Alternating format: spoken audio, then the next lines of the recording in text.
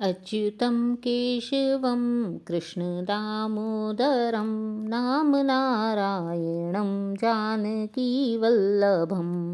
जय श्री कृष्ण। प्यारे भक्तों, आप सभी का मेरे YouTube चैनल जीवन के रंग में बहुत बहुत स्वागत है।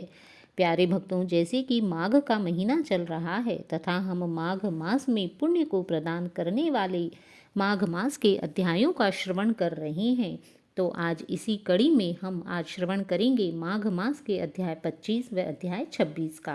तो आइए आरंभ करते हैं माघ मास का अध्याय 25।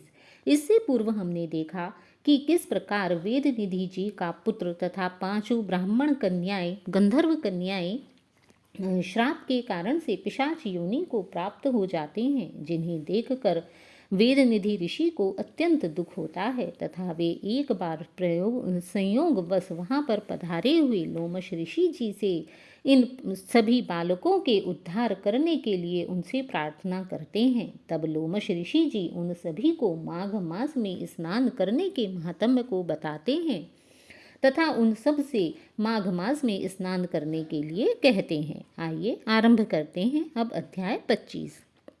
इस प्रकार लोमश ऋषि जी से माघ मास के महात्म्य को सुनकर वे सभी बहुत ही प्रसन्न होते हैं तथा अत्यंत प्रसन्न होकर लोमश ऋषि जी से कहते हैं कि हे ऋषि, आपने हमें बहुत ही अच्छा प्रसंग बतलाया है। कृपा कर हमें लेकर, हम सब को लेकर माघ मास में स्नान कराने के लिए हमारे साथ प्रयाग में तीर्थ पर चलिए।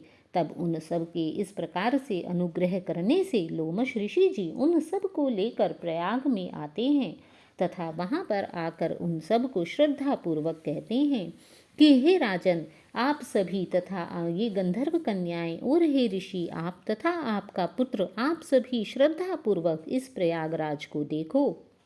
यहीं पर 33 करोड़ देवी देवता अत्यंत आनंद पूर्वक रहते हैं। यहीं पर यह अक्षवट भी है जिसकी जड़ें पाताल तक गई हुई हैं।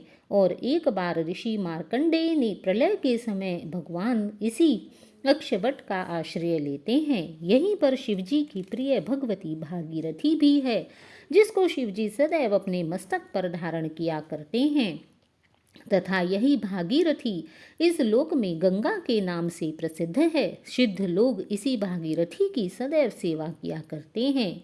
यह गंगा स्वर्ग में जाने के लिए पताका के स्वरूप है, अर्थात जो भी व्यक्ति स्वर्ग में जाने की इच्छा रखता है वह सभी इस गंगा नदी में अवश्य ही स्नान करते हैं। इसका जल पीकर मनुष्य इस भवसागर से मुक्त हो जाता है।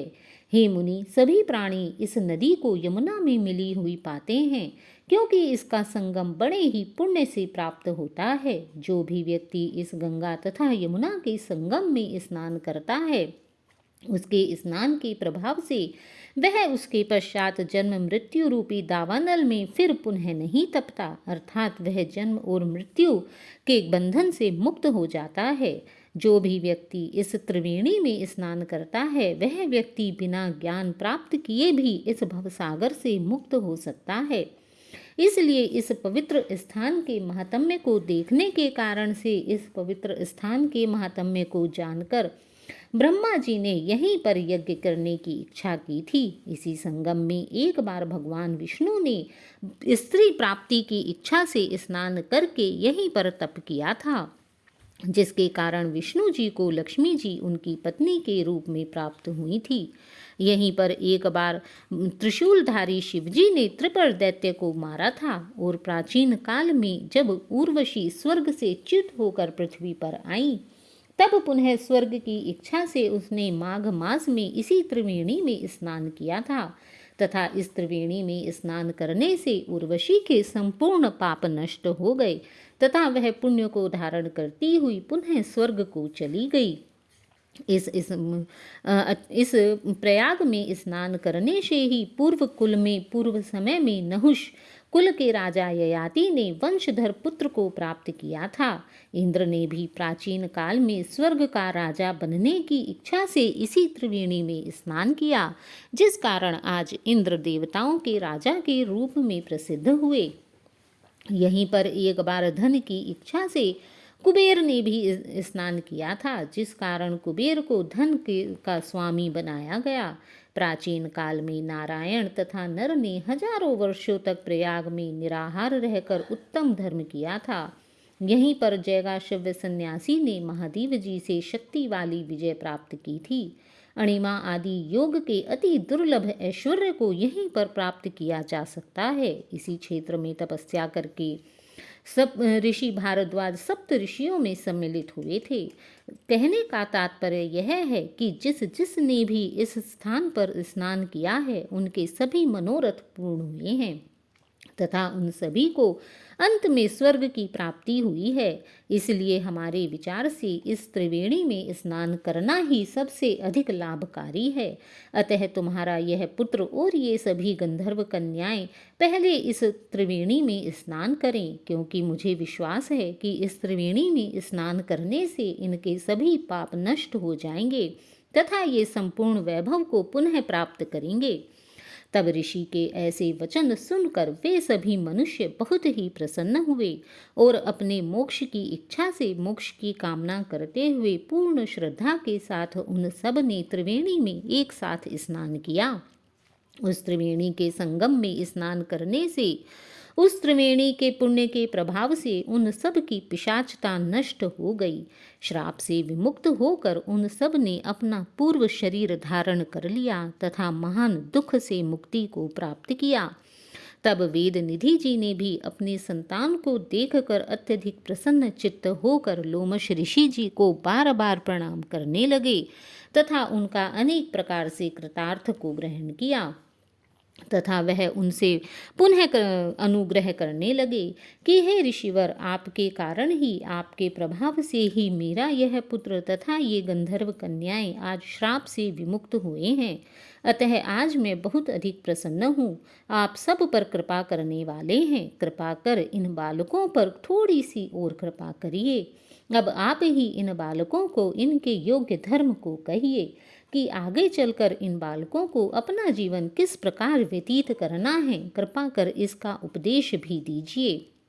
तब लोमश ऋषि जी ने कहा कि हे ऋषिवर, यह युवा कुमार है। इसने वेदों का संपूर्ण अध्ययन समाप्त कर लिया है। यह इसके ब्रह्मचर्य आश्रम को छोड़कर अब गृहस्थ आश्रम में प्रवेश करने का सही समय है। अतः इस समय अब यह तुम्हारा पुत्र इन कन्याओं से प्रीति पूर्वक विवाह करे तथा इनके कर कमलों को ग्रहण करे। तब लोमश ऋषि जी तथा अपने पिता की इस प्रकार की आज्ञा को सुनकर उस ब्रह्मचारी ऋषि ने एक साथ उन पांचों कन्याओं के साथ विवाह किया, जिस कारण से इन कन्याओं के भी सभी मनोरथ एक साथ ही पूर्ण हो गए। वस्तुतः जिसके घर में लिखा हुआ यह माहात्म्य पूजा जाता है, वहाँ मानो नारायण ही पूजे जाते हैं। जो भी व्यक्ति इस पुष्कर तीर्थ में, प्रयाग में, गंगा सागर में स्नान करता है तथा इस माहात्म्य को पढ़ता है, उसके सभी मनोरथ श्री हरि भगवान विष्णु की कृपा से अवश्य ही पूर्ण होते हैं। जिस प्रकार से शुभव्रत ब्राह्मण के सभी मनोरथ पूर्ण हुए थे। वेदनिधि जी लोमश ऋषि जी के मुख से इस प्रकार के वचन सुनकर वेदनिधि जी कहने लगे, हे ऋषिवर, यह शुभव्रत ब्राह्मण कौन थे तथा उनके कौन से मनोरथ पूर्ण हुए? कृपा कर मुझे इन सब के विषय में बतलाइए। जय श्री कृष्ण। तो प्यारे भक्तों, यह है अध्याय 25 की कथा। आइए और आरंभ करते हैं इसके आगे अध्याय 26 की कथा कि वह शुभव्रत ब्राह्मण कौन थे। जय श्री कृष्ण। तब वेदनिधि ऋषि जी बतलाने लगे कि हे ऋषिवर, एक बार नर्मदा नदी के तट पर एक शुभव्रत नाम का ब्राह्मण निवास करते थे। वह सभी प्रकार के वेद शास्त्रों के अच्छे ज्ञाता थे। उन्होंने सभी वेदों का भलीपूर्वक ज्ञान प्राप्त किया था, जिस कारण वह संपूर्ण वेदों में पारंगत हो गए थे। किंतु उनके मन में धन संग्रह करने की तीव्र इच्छा थी, जिस कारण से उन्होंने अपना संपूर्ण जीवन धन संग्रह करने में लगा दिया। इस प्रकार उन्होंने अपने जीवन में बहुत सारा धन एकत्र कर लिया था तथा अपने जीवन को इसी प्रकार व्यतीत करने लगे। समय के साथ साथ जब वे बूढ़े हुए तब उन्हें अनेक रोगों ने घेर लिया। तब उन्हें इस बात का एहसास होने लगा कि उन्होंने अपना पूरा जीवन सिर्फ धन कमाने में लगा दिया तथा वह सोचने लगे कि मैंने अत्यंत मुश्किल से प्राप्त हुआ यह मानुष जन्म यूं ही व्यर्थ कर दिया। मैंने धर्म का कोई कार्य नहीं किया, व्यर्थ ही इतना अधिक धन कमा लिया। मैंने परलोक सुधारने की तरफ कोई ध्यान ही नहीं दिया। यह सोचकर तब वह शुभव्रत ब्राह्मण अत्यंत दुखी हुए। उसी समय उन्हें वेद का एक श्लोक याद आया जिसमें माघ महीने में स्नान करने की विशेषता के विषय में बताया गया था। उस श्लोक को याद कर उन्होंने माघ मास में स्नान करने का संकल्प लिया तथा इस प्रकार इस श्लोक को पढ़ा। माघे निमग्नः सुशीते विमुक्त पापास्त्रदिवं प्रयान्ति। अर्थात जो व्यक्ति माघ में 3 दिन भी स्नान करता है वह संपूर्ण पापों को छोड़कर स्वर्ग को प्राप्त हो जाता है। इस प्रकार इस श्लोक को आधार बनाकर उन्होंने 9 दिन तक माघ मास के जल में स्नान किया और फिर 10वें दिन स्नान करने के लिए वे ज्यों ही माघ मास में स्नान करने के लिए प्रयाग नदी के तट पर गए त्यों ही वहीं पर उन्होंने अपना शरीर त्याग दिया। 10 दिन तक माघ मास में स्नान करने के कारण उनके सभी पाप नष्ट हो गए तथा माघ महीने के अंत में स्नान करने के कारण वह संपूर्ण उनका मन निर्मल हो गया, जिसके कारण मृत्यु के पश्चात उन्हें स्वर्ग लोक की प्राप्ति हुई। इस प्रकार माघ मास में स्नान करने से जीवन के अंतिम क्षणों में उन्होंने महान पुण्य को अर्जित कर लिया था तथा मोक्ष को प्राप्त किया। जय श्री कृष्ण। राधे राधे। तो प्यारे भक्तों, यह है अध्याय 26 की कथा। तो आपको यह कथा कैसी लगी? यदि आपको यह कथा अच्छी लगी हो तो प्लीज़ इसे लाइक कीजिए, चैनल को सब्सक्राइब कीजिए और हाँ, कमेंट बॉक्स में जय श्री कृष्ण जय श्री राम लिखना ना भूलें। जय श्री कृष्ण। राधे राधे।